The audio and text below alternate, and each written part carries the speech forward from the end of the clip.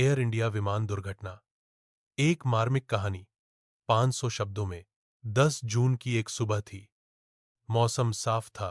सूरज अपनी पूरी रोशनी के साथ आसमान में चमक रहा था। मुंबई एयरपोर्ट पर एयर इंडिया की उड़ान ए 234 लंदन जाने के लिए तैयार थी। विमान में 178 और 12 क्रू मेंबर सवार थे। सभी को अपनों से मिलने की खुशी थी। कोई नौकरी के सिलसिले में जा रहा था तो कोई पहली बार विदेश यात्रा पर। कप्तान राजीव मल्होत्रा 20 वर्षों से अधिक के अनुभव वाले पायलट थे। जैसे ही विमान ने टेक ऑफ किया, सब कुछ सामान्य था। लेकिन लगभग 1 घंटे की उड़ान के बाद अचानक मौसम ने करवट ली। घने बादल और बिजली की गर्जना के साथ विमान को हिचकोले लगने लगे। यात्री घबरा गए, लेकिन क्रू ने सबको शांत कराया। लेकिन अचानक विमान के कंट्रोल सिस्टम में खराबी आ गई। पायलट ने तुरंत एयर ट्रैफिक कंट्रोल को सूचित किया। इंजन नंबर 2 फेल हो गया है। हम इमरजेंसी लैंडिंग की कोशिश कर रहे हैं। पायलट ने प्लेन को नजदीकी हवाई पट्टी की ओर मोड़ने की कोशिश की, लेकिन खराब मौसम और तकनीकी खराबी के कारण विमान संतुलन खो बैठा। विमान एक पहाड़ी इलाके में जाकर दुर्घटनाग्रस्त हो गया। जोरदार धमाके के साथ आग की लपटें उठीं।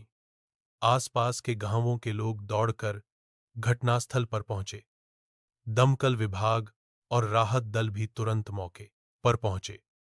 मलबे से कई लोगों को बचा लिया गया, लेकिन बहुत से यात्री काल के गाल में समा गए। इस दर्दनाक हादसे में 134 लोगों की मृत्यु हो गई, जबकि 56 लोग घायल अवस्था में अस्पताल पहुंचाए गए।